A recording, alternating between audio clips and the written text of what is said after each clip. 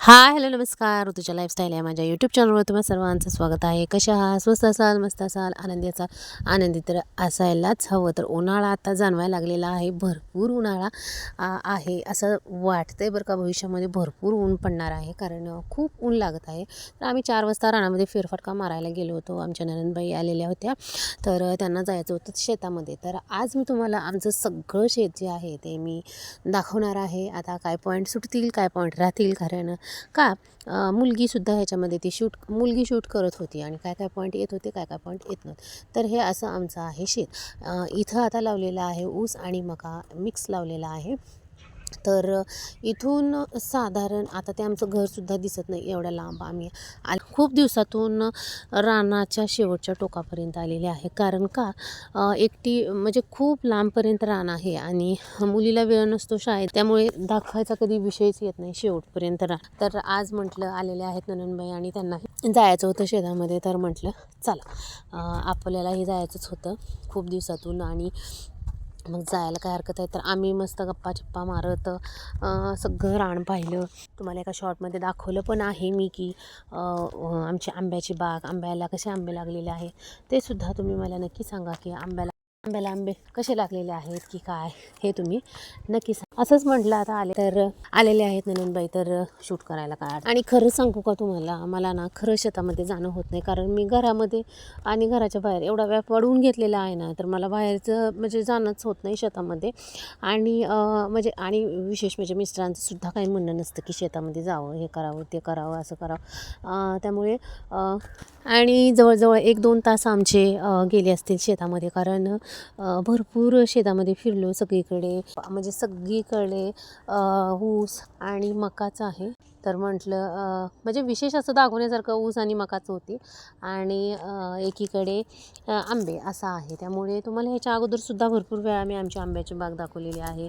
तर म्हटलं आज चाललोच आहे, तर आता दाखवायला काय हरकत नाही. तर कशी वाटली आमची आंब्याची बाग हे सुद्धा आम्हाला तुम्ही कमेंट करून नक्की सांगा.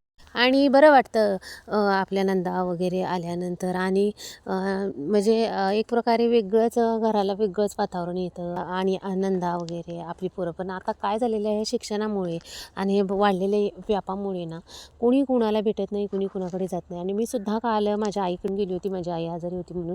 पण काय नाही हो, गेलं का लगेच माघारी यायचं. सकाळी जायचं, संध्याकाळी माघारी यायचं, संध्याकाळी जायचं, सकाळ उठून लगेच माघारी यायचं, असं झालेलं आहे.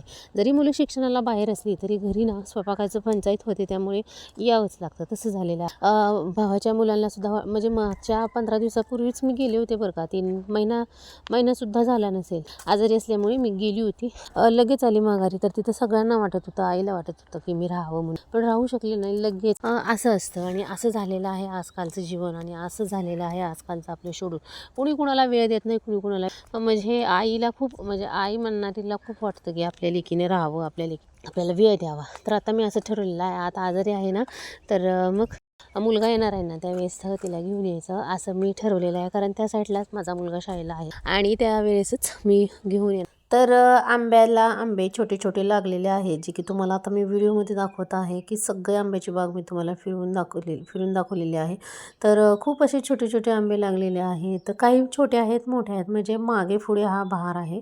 म्हणजे एक लॉट केला का दुसरा लॉट जाणार असं होणार, कारण एकदम बरोबरच सगळे आंबे येणार नाही, मागे पुढे होणार. आणि सगळे आंबे हे केशरचे आहेत, त्यामुळे ना मग तर खूपच सर्वांना हा आंबा आवडणार, त्यात काय विशेष नाही. कारण मला तर ना सगळ्यात जास्त आंबा आवडतो तो केशरचा. तर तुम्हीही मला कमेंट करून सांगा तुम्हाला कुठला आंबा जास्त आवडतो. कसं असतं, नंदा आल्या गेल्या त्या घराला सुद्धा घर पण असतं आणि आपण सुद्धा कुणाच्या तरी नंदा असतो. आपणही आपल्या माहेरी गेल्यानंतर आपल्याला सुद्धा आपल्या भावजाईने चांगला रिस्पेक्ट दिला, चांगलं वागवलं, तर आपल्याला सुद्धा किती छान. तसंच आहे ना, मग आपण बी आपल्या नंदा आल्यानंतर आपण बी चांगला रिस्पेक्ट दिला, चांगलं हे केल्यानंतर त्यांना सुद्धा छान वाटतं. आणि सगळ्या ह्या गोष्टी रिव्हर्स असतात. आपण चांगले हे केलं आपल्यालासुद्धा चांगलं भेटणार, आपण वाईट हे केलं आपल्यालासुद्धा पुढे वाईटच हे भेटणार असं असतं. म्हणून नेहमी सगळ्याशी चांगली राहा, चांगली वागा, प्रेमाने राहा.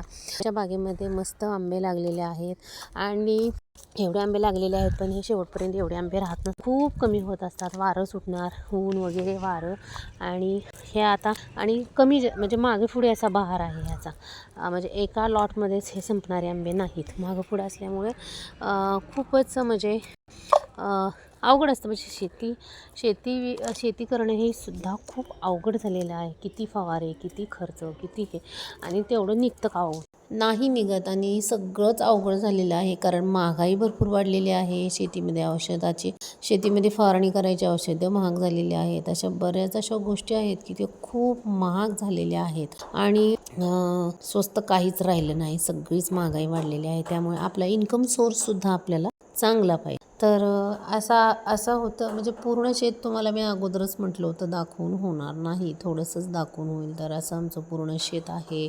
आणि चला तर भेटूया अशाच आणखीन एका नवीन व्हिडिओमध्ये. चलो बाय.